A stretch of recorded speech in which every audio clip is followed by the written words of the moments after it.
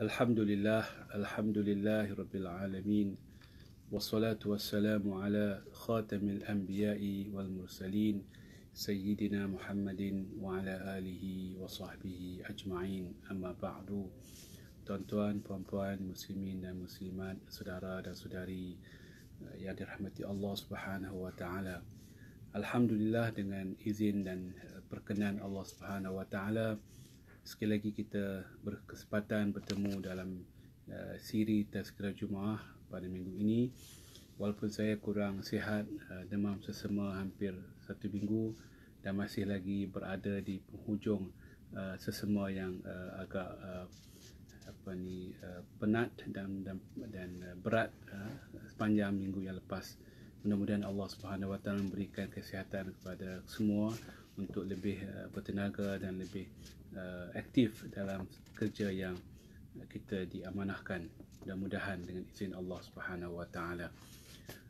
Tajuk tazkirah pada hari ini, pada minggu ini adalah berkaitan dengan satu fenomena yang menarik dalam Al-Quranul Karim, iaitu bagaimana Allah Subhanahu Wa Taala memberikan satu pedoman yang secara halus, secara yang mungkin tak nampak dengan mata kasar, tapi perlu diteliti, ditekuni dengan pembacaan yang lebih melihat kepada apakah sebenarnya suara hati Al-Quranul Karim, apakah sebenarnya mesej yang disampaikan oleh Allah Subhanahu Wa Taala.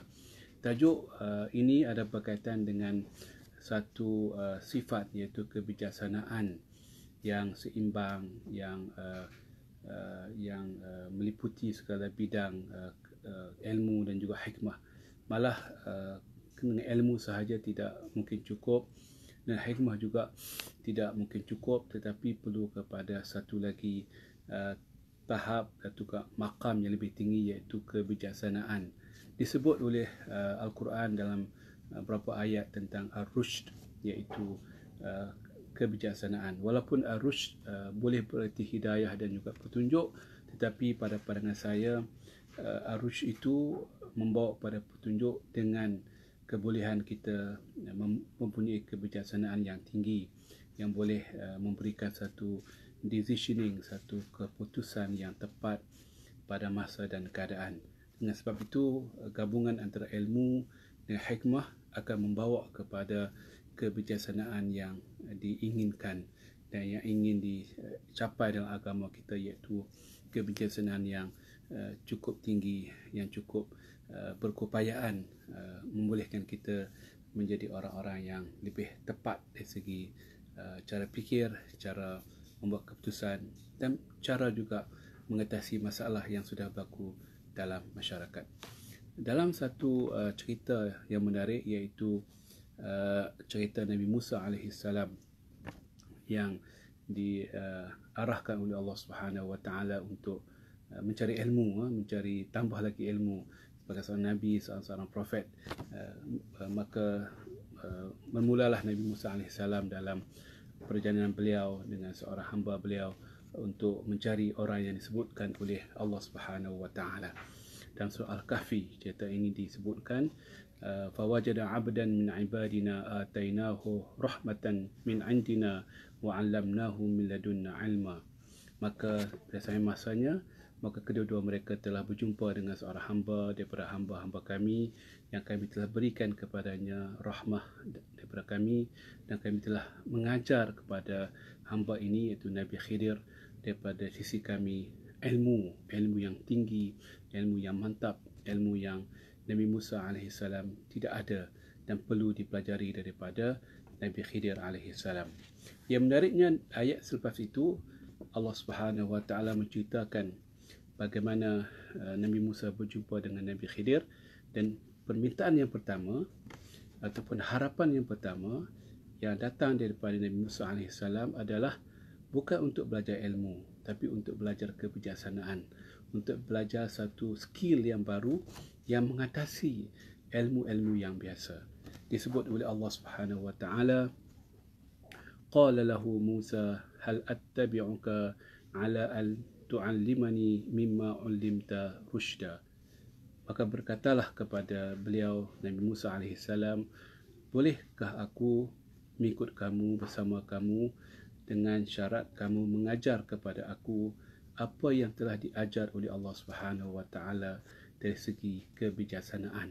Itu perkara-perkara yang tidak nampak, perkara yang tidak dapat dipegang, yang tidak dapat disentuh, tapi itulah kebijaksanaan yang Allah Subhanahu Wa Taala mengajar kepada Nabi Khidir. Memang dalam cerita selepas itu banyak pengajaran diterangkan kepada kita bagaimana kebijaksanaan itu mengatasi ilmu dan juga hikmah. Kadang-kadang kita rasa ilmu tu baik dan cukup, tambah lagi hikmah, wisdom yang tinggi, kita rasa perfect, kita rasa sempurna hidup kita. Tidak semestinya. Ilmu dan hikmah tidak mencukupi, kena ditambah dengan satu daya kebijaksanaan, satu antena, satu signal yang baru untuk menjadi orang-orang yang bijaksana ataupun lebih bijaksana, yang lebih teliti, yang lebih pandai meletakkan keputusan di tempatnya. Maka Nabi Musa mengatakan, soalan yang pertama, permintaan yang pertama, boleh tak aku bersama kamu, wahai Nabi Khidir, untuk belajar ilmu kebijaksanaan? An tu'allimani mimma 'ullimta rusyda. Itulah yang diminta oleh Nabi Musa AS.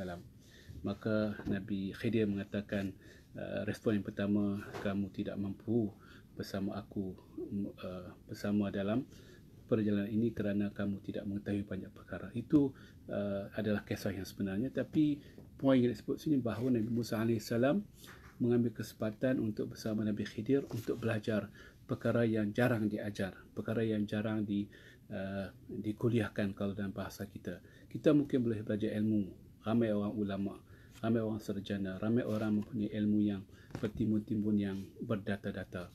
Betul juga mungkin tak ramai, tapi mungkin sebahagian besar kita mempunyai hikmah yang tinggi, mempunyai wisdom, mempunyai kelembutan yang tinggi, tapi kurang dari segi kebijaksanaan. Jadi perlu kepada satu ilmu, satu skill yang baru, namanya ada ilmu kebijaksanaan. Dan ini disebut oleh Allah Subhanahu Wa Taala dalam surah kalau tak salah surah Al-Maidah ataupun An-Nisa, bila mana Allah Subhanahu Wa Taala meminta kepada pemegang harta anak yatim untuk mereka menguji kebolehan anak-anak yatim menguruskan harta mereka sendiri.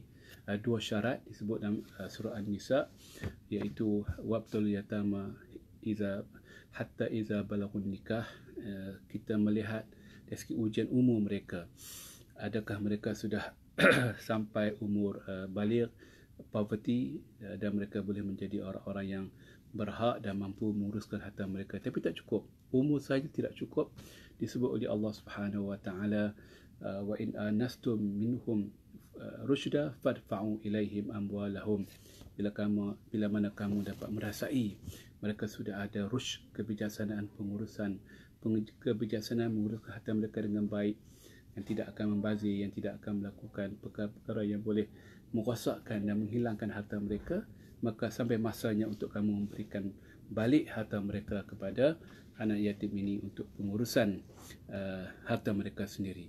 Disebut sebagai kebijaksanaan, zaman sekarang disebut sebagai prudent, menjadi orang yang ada seorang yang prudential knowledge, ada ilmu yang berbentuk prudent. Ini ilmu yang baru, ilmu yang bukan sekadar matematik atau number atau figures, ilmu yang ada gabungan antara number, figure dan juga kebijaksanaan yang agak spesifik untuk mengetahui risiko, mengetahui kadar pulangan jangka panjang, jangka pendek, jangka sederhana, mengetahui keadaan ekonomi, mengetahui latar belakang inflasi, cost of funding ataupun cost peminjaman dan sebagainya. Jadi itulah konsep namanya prudent ataupun financial prudent, kebijaksanaan keuangan.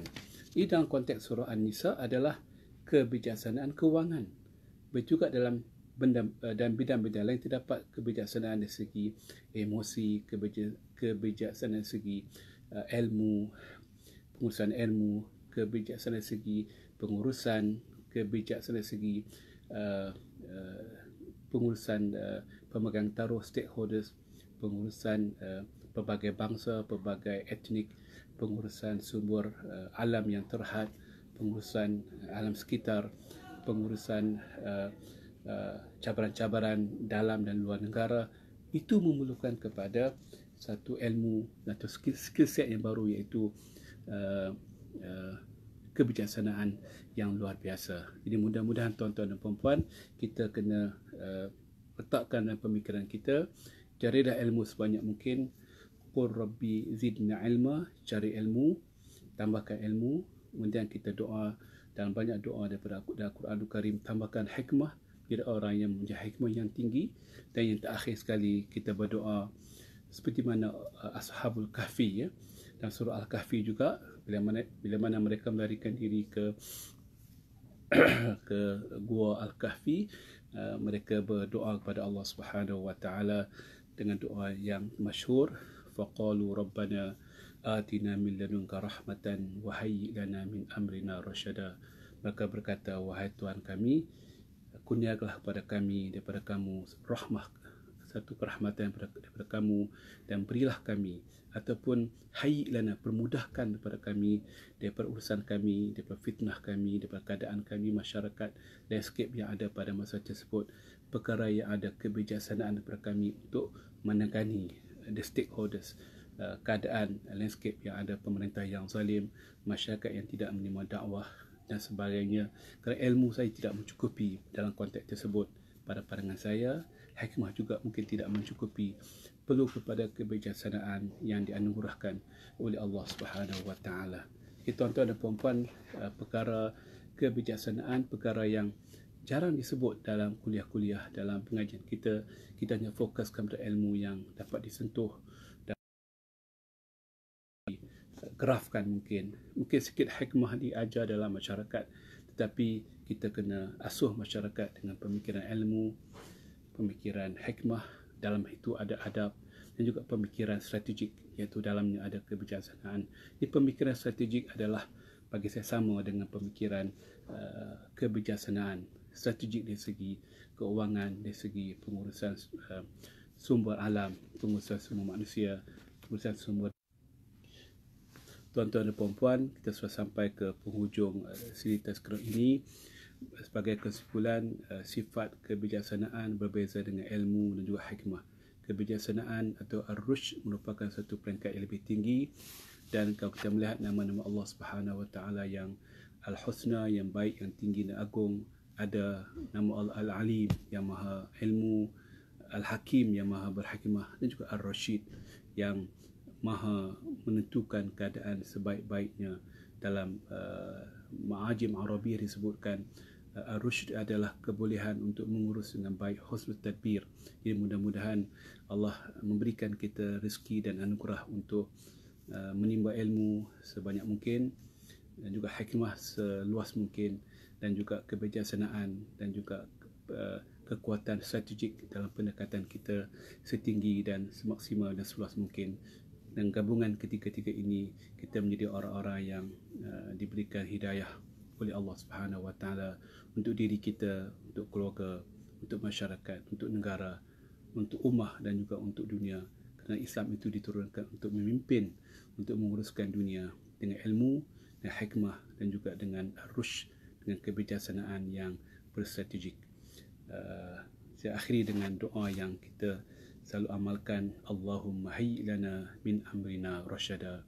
Mudah-mudahan Allah permudahkan, Allah campakkan dalam kehidupan kita dan urusan kita yang pelbagai ini satu kebijaksanaan yang dapat kita ambil daripada Allah Subhanahu wa taala. Aqul qawli hadha wa astaghfirullah li wa lakum wa tubu ila Allahi fattaibu min al-zambi kama la zambalah.